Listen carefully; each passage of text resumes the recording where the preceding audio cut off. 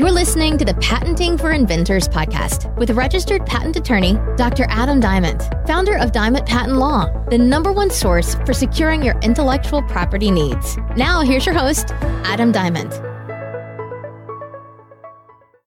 Hello and welcome to the Patenting for Inventors podcast, episode 60, How to Handle Double Patenting Rejections. My name is Dr. Adam Diamond, a registered patent attorney and founder and owner of Diamond Patent Law in Los Angeles, California. I can be contacted through my website at diamondpatentlaw.com, that's DIAMENT, patentlaw.com, or if it's too hard to remember, you can get to it through patentingforinventors.com, that's patentingforinventors.com, or call me at 424-281-0162.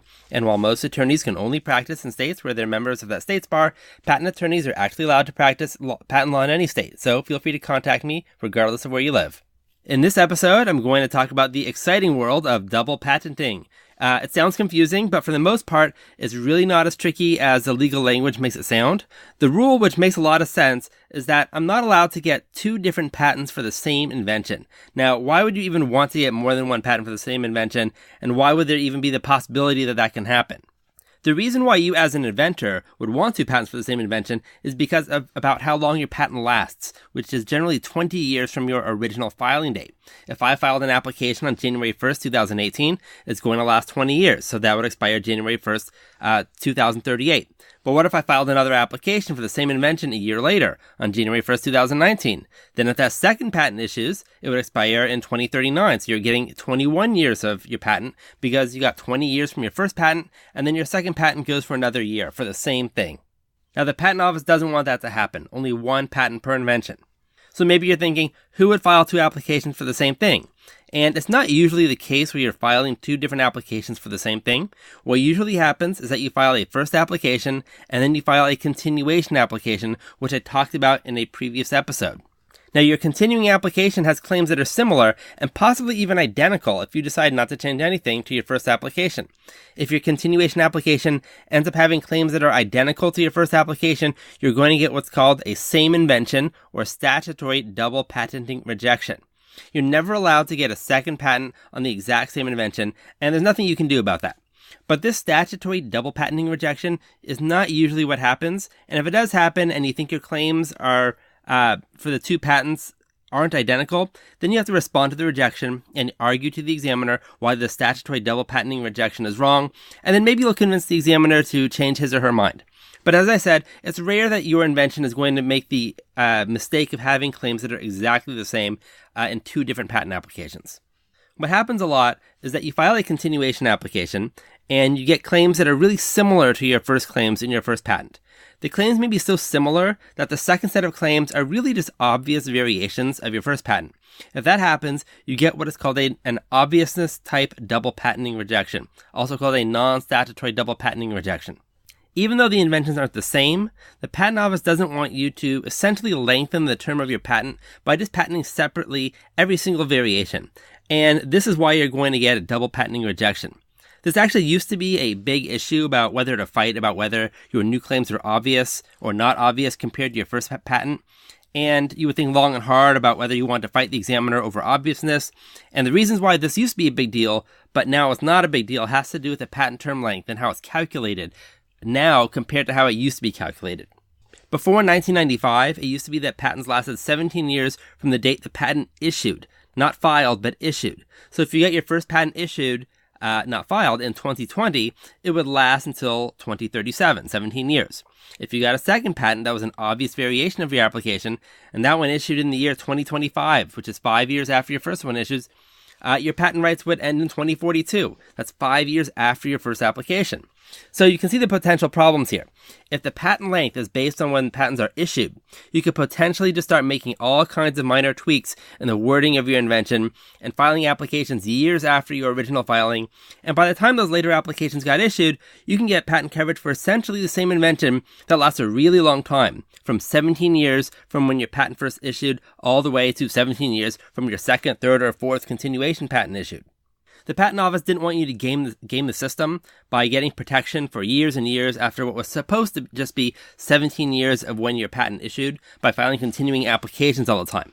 But this really isn't a problem anymore because the patent term length is not based on when your patent issues anymore, it's based on when it's filed. but sometimes it does make a difference, especially when we're talking about continuation applications. Remember in the episodes where I talked about continuation applications, I said that the patent term length is calculated from the date of the earliest filing date. It doesn't matter when you filed a continuation application later and got a patent that issued a whole year later. All patents that claim priority to your first application are going to expire 20 years from the filing date, assuming you're paying the maintenance fees. This is worth repeating. The length of a patent term that claims priority to an earlier patent application is calculated from the earliest filing date of that family of patents. So now there's no more problem of patents essentially lasting longer than 20 years by filing applications that just tweak minor insignificant things. However, you're still going to get an obviousness type double patenting rejection. And if you get one of these, it's pretty easy to handle. Well, you file what is called a terminal disclaimer. If you get an obviousness type double patenting rejection, the examiner will actually tell you that your patent will be allowed if you file a terminal disclaimer. When you file a disclaimer, what you're saying is that you disclaim the length of the patent term that goes beyond the term of your first patent. Now, even though you fill out this form, it doesn't really do anything that's not already done by law, because no matter what you do, both patents are going to expire on the same date. That's generally 20 years from the filing date. So what's the whole point now of requiring this terminal disclaimer if the patents are already going to expire on the same date? The point is that terminal disclaimers do something else besides disclaiming the patent term. The terminal disclaimer says that if you try to enforce your patent, you have to own all the patents that are connected by this terminal disclaimer. Now, why do they require you to own all the patents that are part of this terminal disclaimer? Who cares if you own one patent or two patents or sell them to different people? What the patent office doesn't want you to do is getting a patent for one invention and then selling a second patent, a continuation patent. That's just an obvious variation of the first patent to someone else. Now, why not? Well, if someone infringes those patents, they're likely going to infringe both of them because they're so similar to each other. And then that company that did the infringing will likely be sued by two different companies, each one owning a different patent for essentially the same thing, because the patents are just obvious variations of each other. The patent office doesn't want that to happen. So if you terminally disclaim something, you have to make sure that both patents stay with the same company or entity. Usually that's not a big deal because the owner of one patent likely is going to be the owner of the other patent. But there have been situations where there are some terminally disclaimed patents and then the patents are split up and sold to different parties and there are problems trying to enforce the patents because they weren't co-owned.